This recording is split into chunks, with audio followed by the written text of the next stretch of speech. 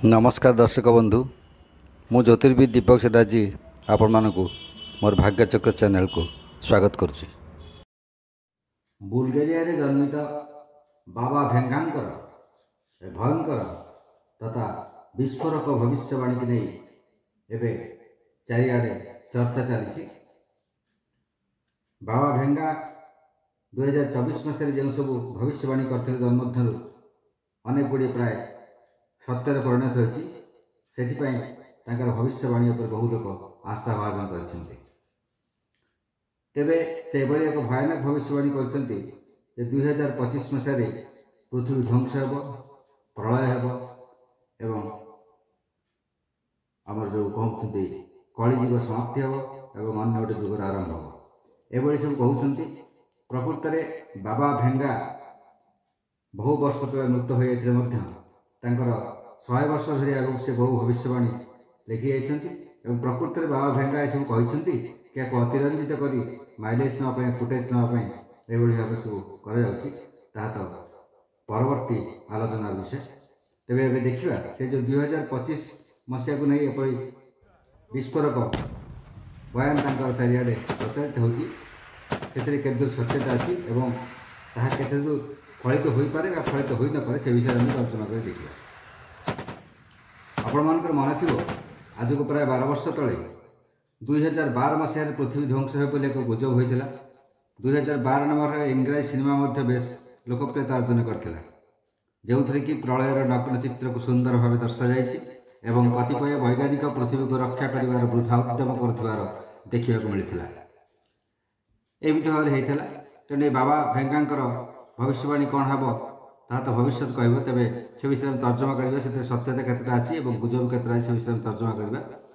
तेरे पूर्व विभिन्न विश्व प्रसिद्ध भविष्य वक्ता मैंने जो सब विषय भविष्यवाणी करते केतेकांशे सत्य हो मिथ्यार प्रचार परिणत हो विषय में नजर करवा टी अतीत को नजर करवा देखा द्वितीय विश्वयुद्ध समय चेतावनी नामक एक क्षुद्र पुस्तिका तत्कालीन भविष्य वक्ता बोलाउଥିବା केते जण दर्शाई जे 1/8/1943 कलिजुग शेष हो सत्यजुग आरंभ हो।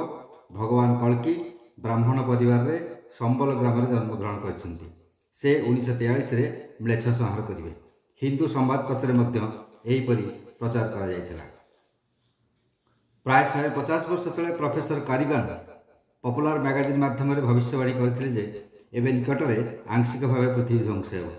सेहीपरि शताधिक वर्ष तले रॉयल ज्योतिर्विद समाजर जड़े वरिष्ठ भविष्य वक्ता गोरे भविष्यवाणी करथिले जे एक भयानक कृष्ण तारका 14 वर्ष पर यूरानस ग्रह को आत्मसात करिवो।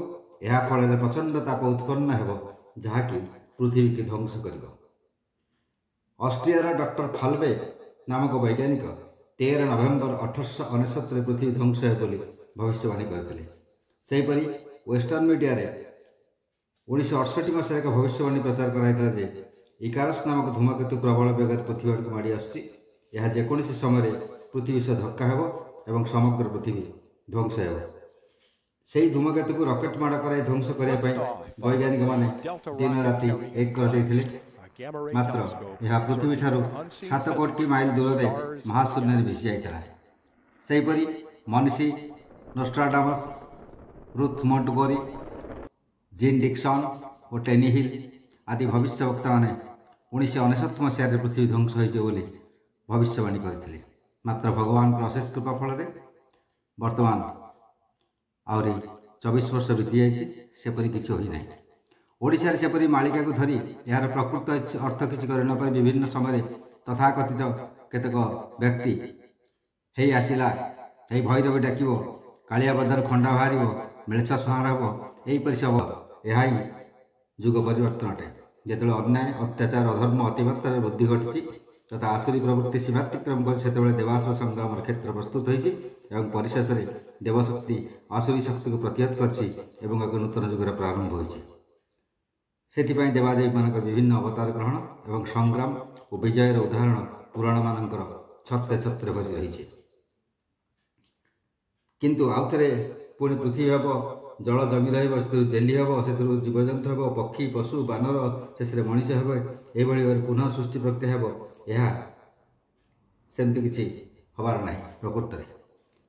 हाँ तेबे ये जो बाबा भेंगा एवं कहले से विषय में देखा जदि परिवेश सुरक्षा निमंते सतत यत्नशील न होगा एवं यार संतुलन प्रति ध्यान न देले बन्या बात्या मरुड़ी भूकंप भूस्खलन सुनामी आग्नेयगिरी अग्नि उद्गरण आदि दुर्विपाक सम्मुखीन होगा निश्चय एवं ताद्वारा अशेष धन जीवन और संपद क्षय हो यार दायित्व है आमर परिवेश सुरक्षा दायित्व है आम नचेत तार परिणति आमको ही भोग करा पड़ो तेबे कलिजुग शेष हो पृथ्वी ध्वंस हो यह विषय में देखा तेज आम जब हिंदूवाद को देखा हिंदू जुगवाद को देखा हिंदू जुगवाद अनुसार गोटे महाजुग को चारि भाग विभक्त कराई प्रत्येक भाग गोटे लेखा जुग से गुड़िक है सत्यजुग त्रेतया जुग द्वापर जुग और कलिजुग गोटे जुगर परिमाण प्राय 4,32,000 वर्ष अटे आम बर्तमान ब्रह्मांकर अष्टम अनंतर 28तम महाजुगर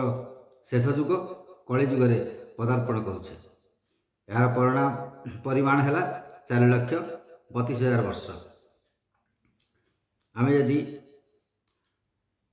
यार 5,111 वर्ष ठारे आम एवं अवस्थान करुचे तेणु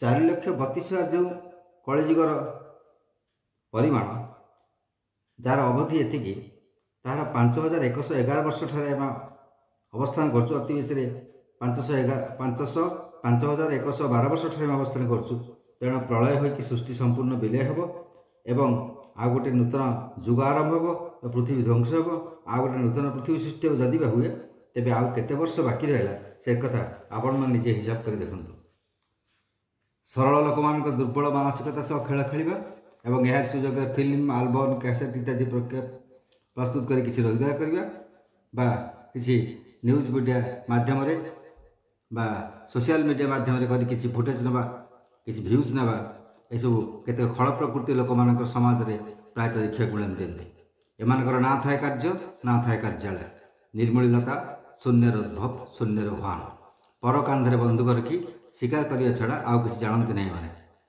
पृथ्वी ध्वंस होगा पचर कौन सी वैज्ञानिक सत्यता नहीं यह ज्योतिषिक गणना सिद्ध नुहे जो मैंने सब प्रचार कर ना वैज्ञानिक ना ज्योतिर्विद तेणु एपरी एक भित्तिहीन अंतसार शून्य फांका आवाज आदौ आतंकित होवार आवश्यकता नहीं। नमस्कार।